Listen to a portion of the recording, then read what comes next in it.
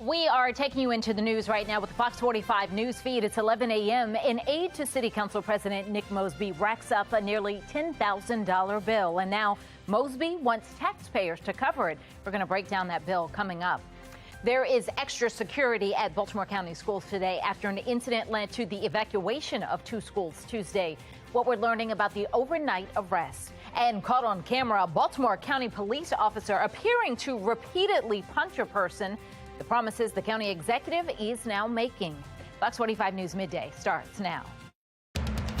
Live from WBFF in Baltimore, this is Fox 45 News Midday. Thanks for joining us for Fox 45 News Midday. I'm Patrice Sanders.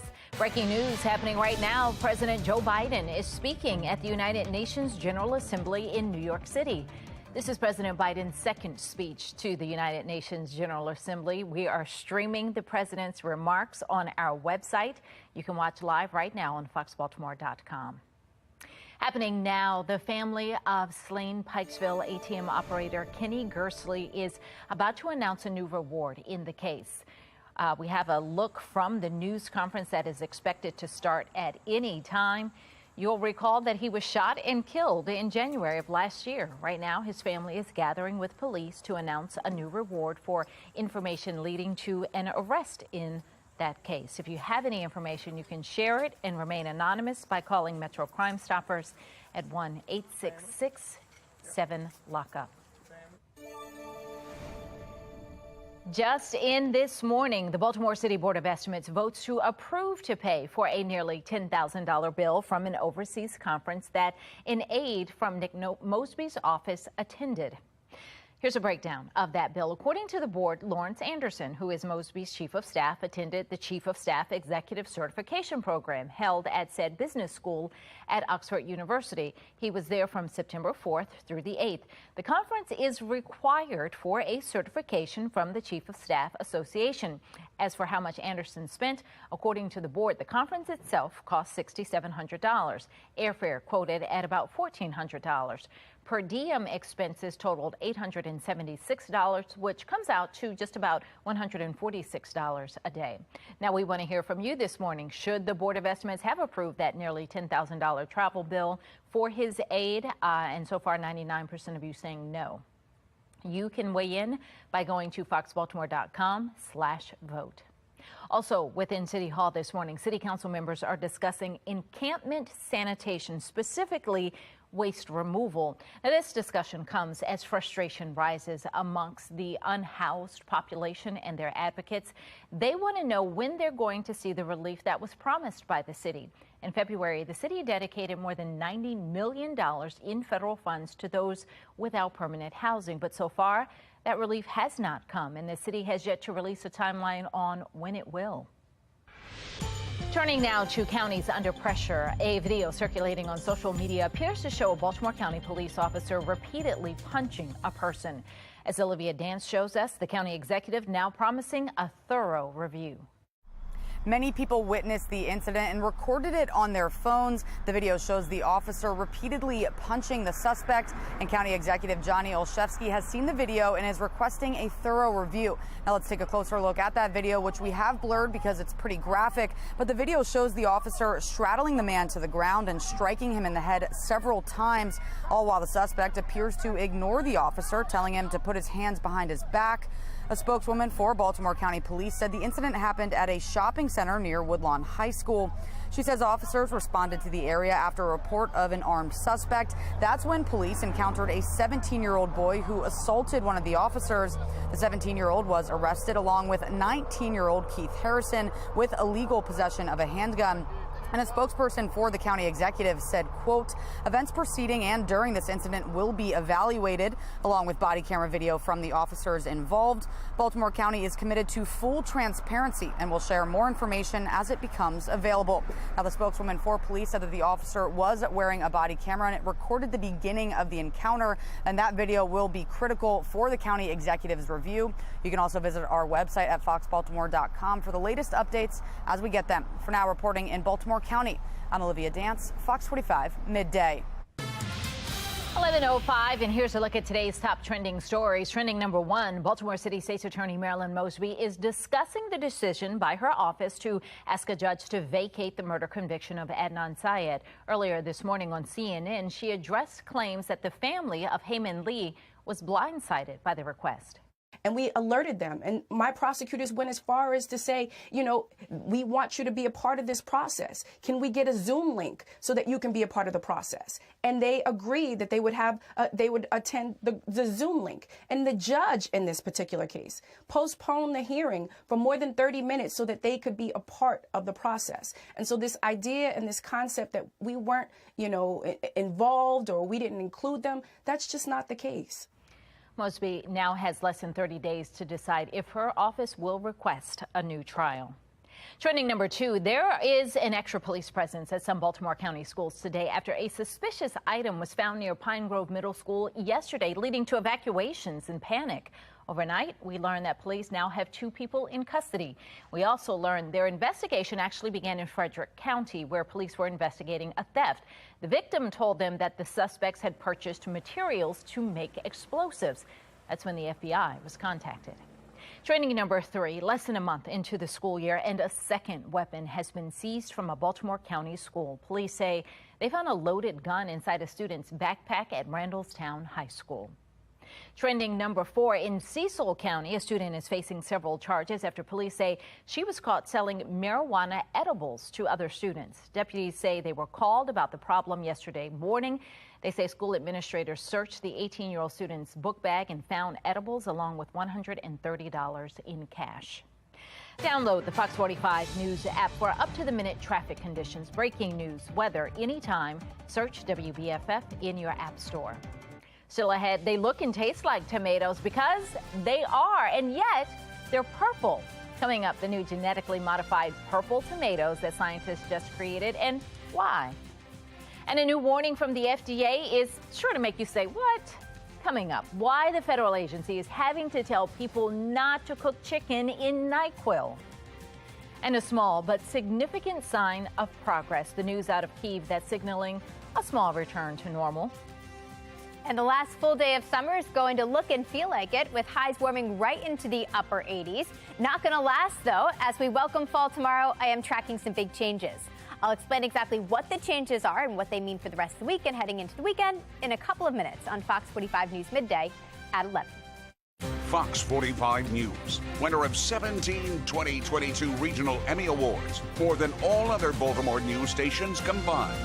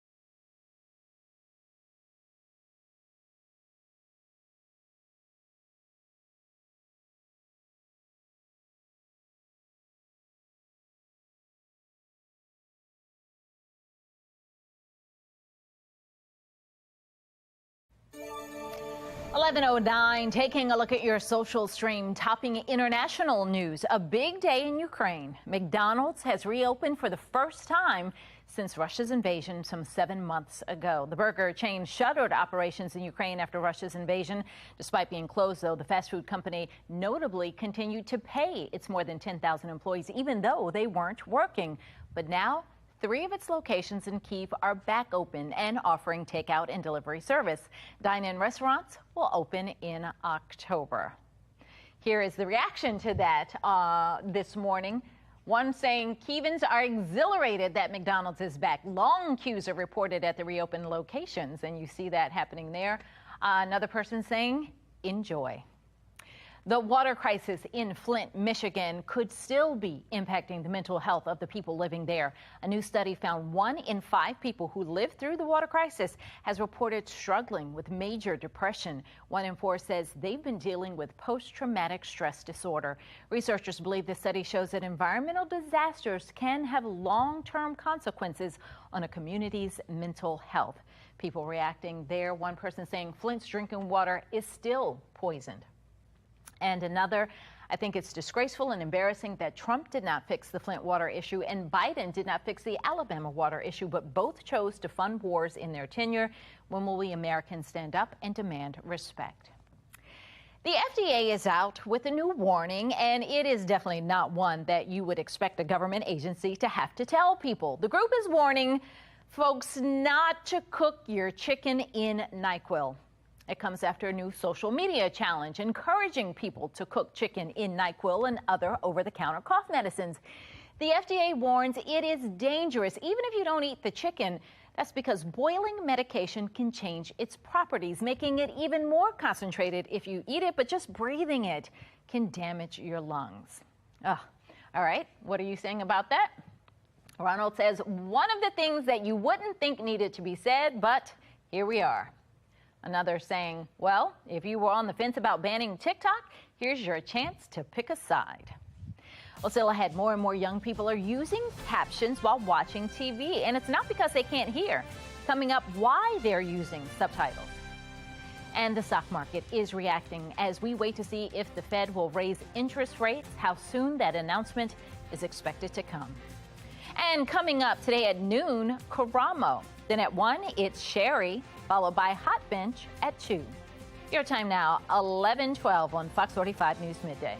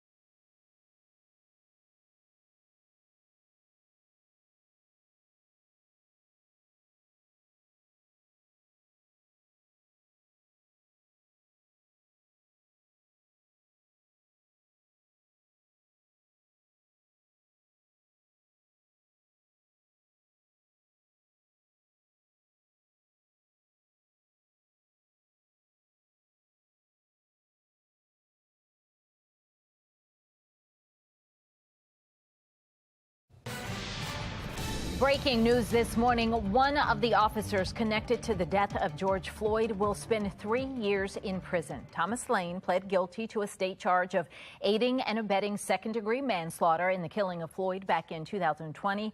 Lane is already serving 30 months in a federal prison in Colorado. The stock market is reacting as the Federal Reserve is expected to announce another interest rate hike later today. Stocks opening higher today after falling Tuesday as investors braced for the potential impact of rising rates. The Fed's attempt at curbing inflation, currently at 8.3%. Economists are predicting the hike will be 3/4 of a point, which would be the third of that volume in a row. The announcement won't come until 2:30 this afternoon in a speech from Fed Chairman Jerome Powell, along with quarterly forecasts on inflation and the economy.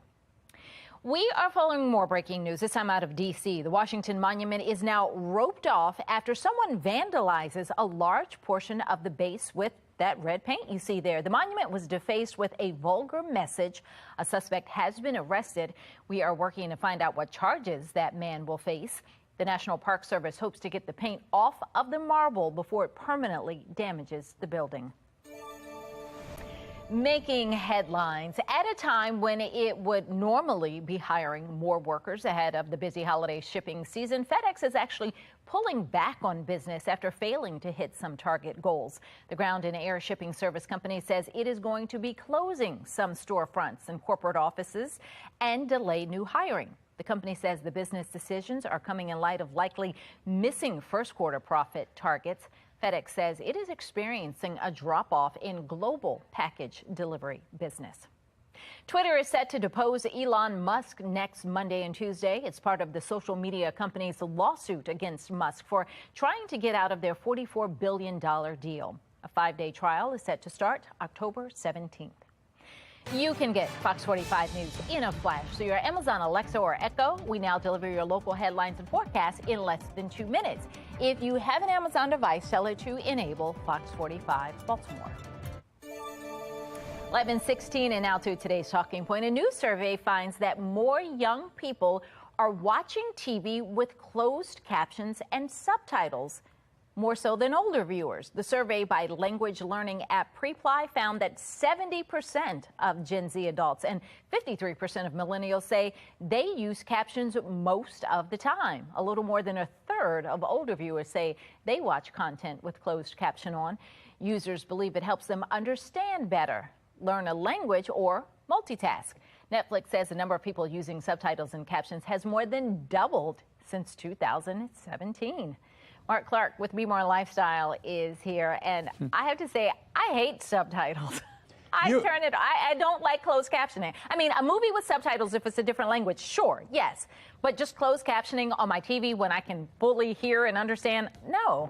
It's interesting what you just said. So my wife feels the same as you do. I don't mind. Mind. So when it pops on, I'm okay with it. But my wife feels like you do. She feels like, get that out of here. Right. It's like, hand me the remote. I've got to get this off. What is the why do you hate it so much? Because I don't need it to come, the closed captioning to come up at the bottom saying cheerful laughing. I'm hearing that. I mean, I don't need that. It's distracting to me. I don't want all of that. I just want to experience whatever I'm watching. Well, it just plays into what I always expected about you and my wife. Y'all do not like to be bossed around. That's what the problem is. Well, so I understand, and I don't get it when they're saying it helps them multitask, because then you have to look at the screen to read what you're watching instead of doing other things. I multitask with the TV and the sound on in the background. So they don't know what they're talking about. I don't mind. You know what it is? It's weird because I don't know if I say I like it, but I don't mind it. You know what I mean? So, but you don't seek it out. You just won't change it if it's on the TV. There you go. And that goes into my wife says no high highs and no low lows. Maybe that's the same thing. Yeah. Well, I'm gonna turn the TV off. If I can't find the remote to get the closed caption off, I'm not watching it.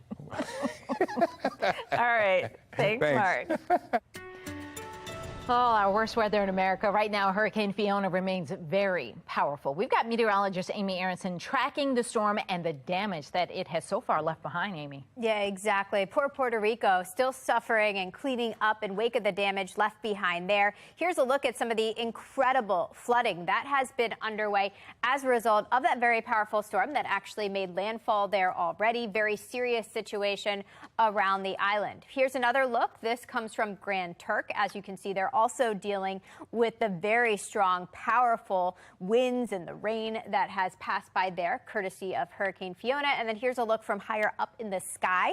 This comes from the hurricane hunters who actually got a look at the storm. Not the prettiest eye, not even the roughest eye wall, but still lots of data being collected from that flight there. And now we're seeing the result of that data here on this weather map showing where Fiona is right now. Still a very powerful Category 4 hurricane. Not alone in the tropics. Things have really picked up. We've also got Gaston, which is way north and east of there. Fortunately, both should stay away from the mainland U.S., but we've got lots of activity that's actually going to follow. So I want to start off with a quick look at Fiona and its latest track. It is expected to brush awfully close to Bermuda next, so that's the next island we have to watch.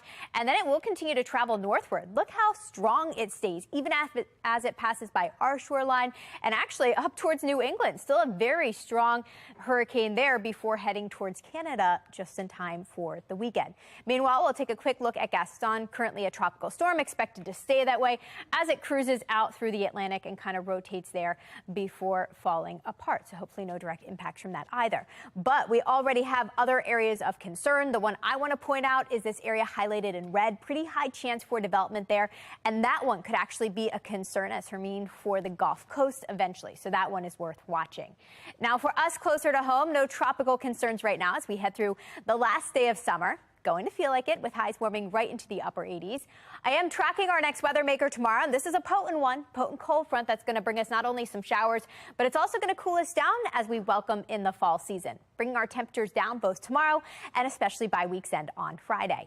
And here's a look at where that cold front is right now. It's currently cruising its way through the Midwest. We'll be next to see that. You can see some showers and some storms out in front of that. That's what's going to head our direction tomorrow. And future scan shows that. Shows us staying dry and sunny today. But here comes that little line of showers and storms rolling through actually early tomorrow. Tomorrow morning, we'll see some scattered showers press through with that front before that front clears us. And then behind it, we've got air coming in from the north. Really cool, dry air is going to take over Thursday and then through week's end on Friday. Today, soak up the 80s. If you're a fan of the summer warmth, today is for you. We'll spend today in the mid and upper 80s. Tomorrow, already much cooler. With that front crossing through, we'll spend Thursday back in the mid and upper 70s. And then temperatures continue to fall. For the first full day of fall on Friday, it's going to feel like it. We've got highs in the low 70s. Lows overnight will dip into the very chilly low 50s by Saturday morning. But over the weekend, temperatures will gradually warm back up. And by Sunday again, we're back in the low 80s. Patrice? All right, Amy, thank you. Still ahead, the wait is finally over. The Masked Singer and Lego Masters return to Fox tonight. Coming up, a sneak peek of all the action. But first, a possible beer shortage. Why the drink could soon be in short supply. 11:22 now on Fox 45 News Midday.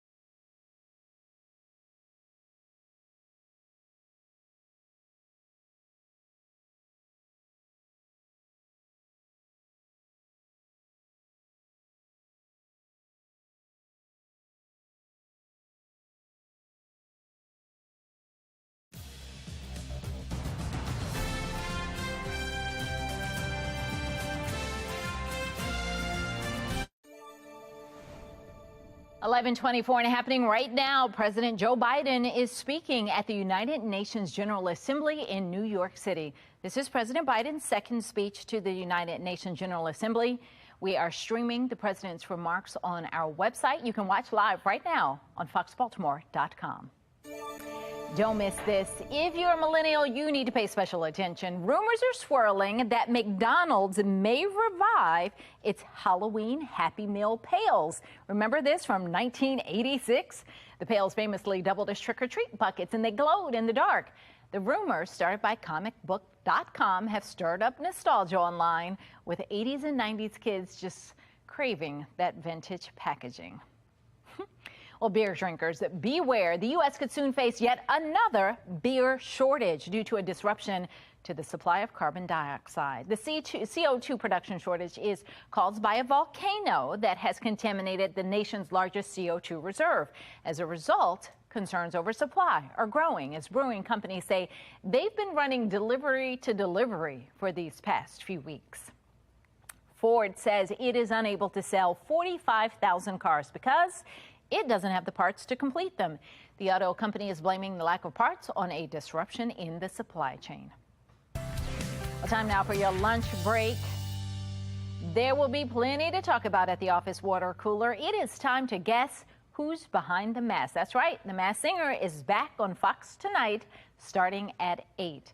Plus, the Season 3 premiere of Lego Masters, also happening right here on Fox 45. Season 3 looks to surpass the previous years with new, exciting features, all sure to keep you on the edge of your seat. You won't believe it. I mean, we have a lot of fun stuff in store. We have things that have never been done on Lego Masters ever before, anywhere around the world. Some real excitement coming. Good times tonight. That's all we have for Fox 45 News Midday. Be More Lifestyle is coming up next. Mark Clark back to tell us what they're working on. Thanks, Patrice. Now, how happy are you? Coming up, new survey is ranking Maryland as one of the happiest states in the country. What? Who beat us out? And how was the list created? That's coming up next on Be More Lifestyle.